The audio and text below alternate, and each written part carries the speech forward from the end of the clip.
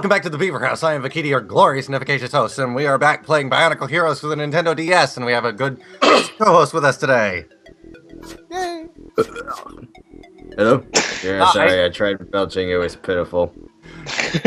You tried. That's all that's important. Yeah, so here we have with us the proprietor of the channel, NickonAquaMagna. Nick, I guess. Hey! Now, when you say AquaMagna, what does that mean? It's a planet. The planet AquaMagna that the first 8 years of Bionicle take place on. Found a what? Bonkle. What? It's basically Josie's description of in the previous video of the series as a whole. Josie's abridging of the series as a whole in the last video. Sometimes the little mechanical people live in a giant robot, and sometimes they live on the giant robot. I have never. Yeah, but, I've never. Yeah, I don't know anything about Bonkles, so. Alright, well... For in Rookie, I think it was in the comments, this is for you. I am Goomba stomping these canisters, I guess. You're welcome.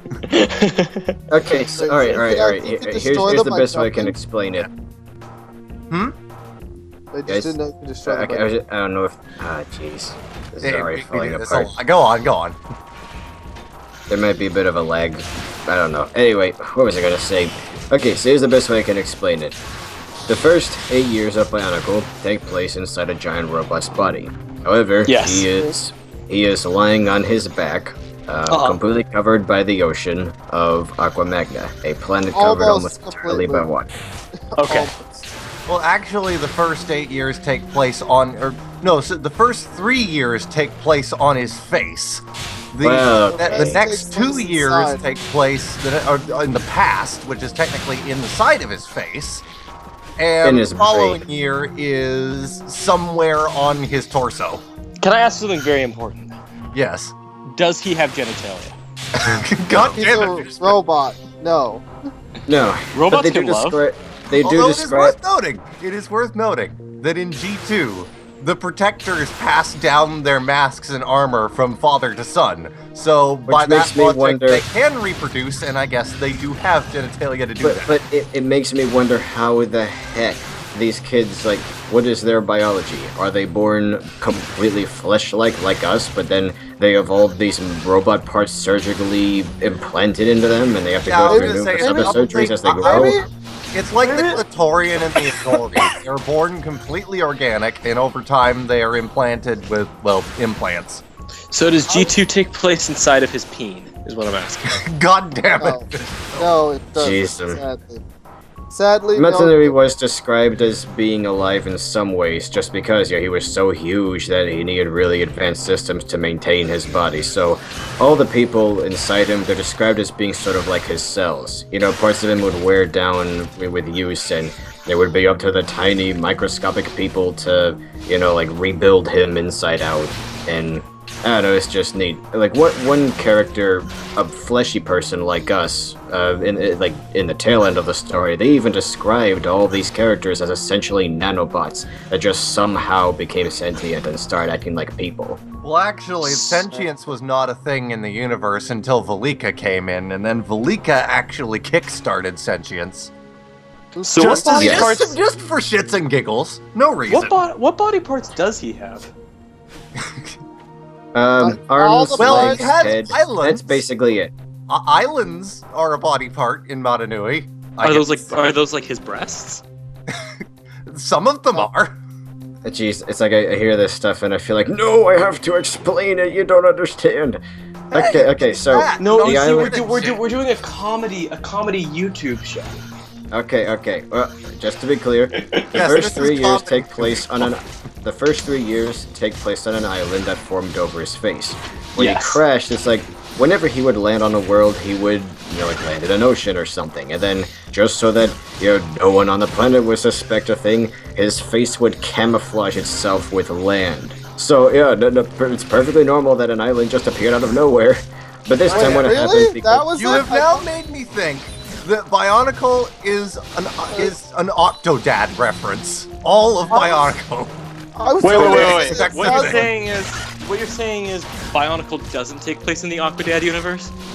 God damn it. I thought you. Madanui is now an octopus man. The thing is though, some sort of parasitic organism. the reason though the island looks like, you know, like a pizza with all these different slices, all these different climates clumped together in one pretty small place is because, well, this time when he crashed, it's like, you know, his brain went all haywire, so it's like, which climate should this island be? All of them! And they just sort of got smushed together. Yeah, apparently in G2 canon, and believe me, the canon is very conflicting because sometimes it is and sometimes it isn't. Yeah, Ocado is also a pizza, but they don't really explain it. It's no. just They explained it. They explained it in one of the books, I believe, but everywhere else it contradicts it. But basically, Did I hear that correctly? It was all jungle. It was all jungle until the Mask of Ultimate Power exploded, and then the pizza happened. Someone was a pizza? Is this going to be explained, or? Okay. You'd like No, that. I'm just no. When I called it pizza, I mean the island is segmented into all these different, you know, sections that look almost like slices of a pizza. 6 different so climates. Like So what you're saying is like Hyrule, essentially. So if all Mott- these climates illogically close together for some reason. So It would be Mott- like if you were to take a slice from 6 different pizzas and put them all next to each other. Or if you will, order one of those pizzas where it's like half and half. So if Mott Nui doesn't deliver in half an hour, you get one free. Yeah, No. that's it exactly. You've cracked the code. The nature of the universe is pizza. Look at that The- bow rock. 2000 Here comes that bow. 2006 was even weirder. It's like, that one took place also on an island that was, like, above him. But that was like a piece of him, a piece of his stomach, that somehow got, like, shot out of him when he crashed. And Basically, the best analogy for that, I think, is basically his liver blew up and just flew into the sky. So he's an then- alcoholic now.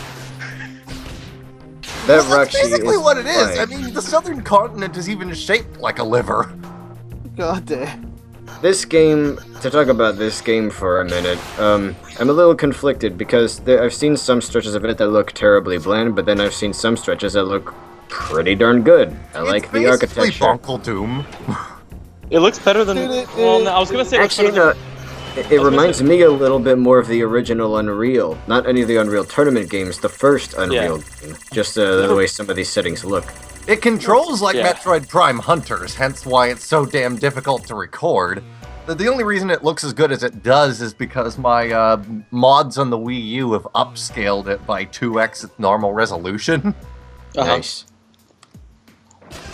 Yeah, so now we have this fucking weapon, I guess, and it's absolute shit until you upgrade it. naturally.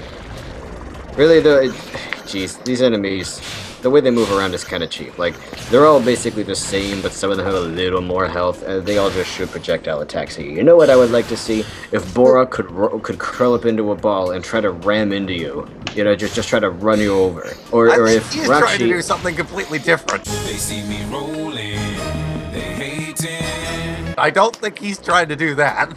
Wait a second, they can curl into a ball? Not well, but apparently they can. There you go. You got your wish. You happy You now? know what? Okay, well... Alright, then Yes, here's something can else I would like Goomba to see. stomp him.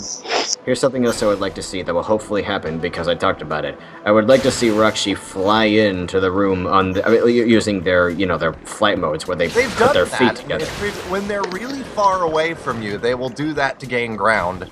Okay, that's okay. You know what? This game is actually cooler than I thought. I saw a clip where it looked like Roxy were just teleporting out of nowhere, and I can't imagine them all having that power. So I'm like, do oh, this that. is lazy. I think of it more or less as Makuta is sending them in because, spoilers, this version of the game has influence from Makuta.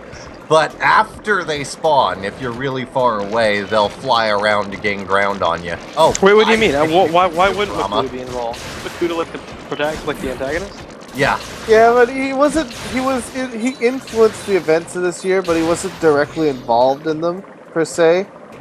Like I'll explain that too in a sec. But first, I just gotta say I do appreciate that this game has a much more diverse range of enemies than the other versions of Bionicle Heroes did. Because the console They version. basically just made shit up.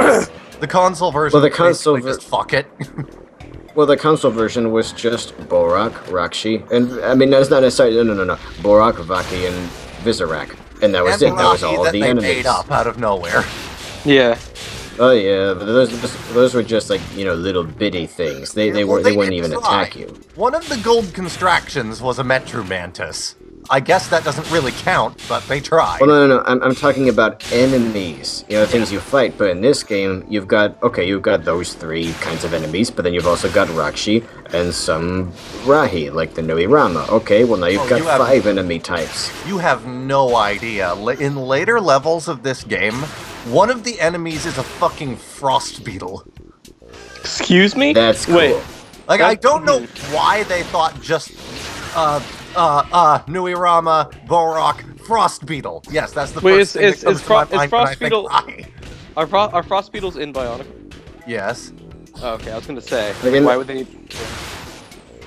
I do appreciate though that, you know, you have at least these 5 enemy types that we've seen so far, because that means you have one from every single year of Bionicle. So it's like every year is being represented. Breeds of those enemies too. Like, I know we're just seeing like for some reason the name of that Vizarok slips my mind right now, but there's the Turok Rakshi as well. There are Gurok. My favorite Vizarok name. My favorite Vizarok name is Keelerok, or as some like to call him, Killerok. Thank you. Yes. Killerok. That's what people call him, Killer. It's fun fact, actually. Fun fact. In the movie, it was the Sidarok pronounced the name Colorok, and it was later retconned that was that Vizarok's assumed name, because apparently they're intelligent enough to have assumed names. Wait, Yeah. are they like wearing Groucho Marx like disguises? Like What? Well, you said that Okay, they have an assumed name. God Okay, damn, so you know what I mean. I don't know if you've already explained it in the playthrough, but if you haven't, explain to me how the guns work and how they're different. Like, in the console version, each character had their own gun that could be upgraded a couple of times, and those were the only ones you could using any use. of those guns because Nuparu OP as fuck. Okay, Yeah, we but discovered that. how do guns work in these? Like, are they still character specific, or can they share the guns, or what? They're still character specific, and as you go, you unlock them as you go through the levels and collect various masks. And once you collect more of those masks, they'll unlock different abilities for the gun. Like, this starts out fairly simple, but it will... And now you're able to charge it up? Yeah, it'll get better as I collect the upcoming masks, and then once you beat the Paraka boss, it unlocks a specific ability for that character. Like with Kongu's gun, I can hover jump, sort of like Peach in Mario 2. Okay. Neat. And I one of do the like abilities of that gun that's unlockable is when you hit one enemy, it'll ricochet off that enemy and hit any other. Like, see, that Roxy flew in there. You'll see. Oh, yeah. Yeah. Okay. But yeah, they're unlockable and upgradable, basically. Do Vahkiti ever twist around to start walking on all fours, or do they just stand upright? Unfortunately, they just stand upright. Ah, man. Oh, speaking of Seems the like devil, such an- there's a Nurok. It reminds me, I got a comment on the part 2 yesterday. Apparently, the names for the Vahkiti were taken from Kazakhstan? Oh, Kazakhstan. So that's interesting, I guess. They just stopped plagiarizing the Maori and started plagiarizing someone else. Well, no one cares about Kazakhstan. Look at Borat. Well, it's not even really plagiarizing, it's just... Well, I don't know. I've done the same thing like with my fan fiction. No, it's cultural appropriation. If Yeah. they tried to do what they did with the Maori names and trademark them. I hate it. I hate it when they make up names, because oftentimes they just sound like stupid sounds. You know, when you have names that are all like from a single language, and they have a nice, ring to them, and they kind of make sense. And that's why, like in my own fan fiction, I mostly use Latin names for most of the characters, so it sounds like, oh, they're all sharing a language. And they still sound exact. So you mean like in G2, where character names can be anywhere from half decent to Bingzok? Dude, Yes. you don't get it. I learned how they do it. Someone told me. I can't remember if it was Greg or someone. Basically, they have like a test. What are they called? Like The focus group. yeah, focus group, and they give them names, right? Yeah. And basically, they've discovered that names with certain sounds are cool. Isn't So that they why use- pterodactyls happened? Yeah, that's why we get tons of X's and T's and hard K's, because those are QL and Z's. And on that note, I think it's time for next time on Beaver House.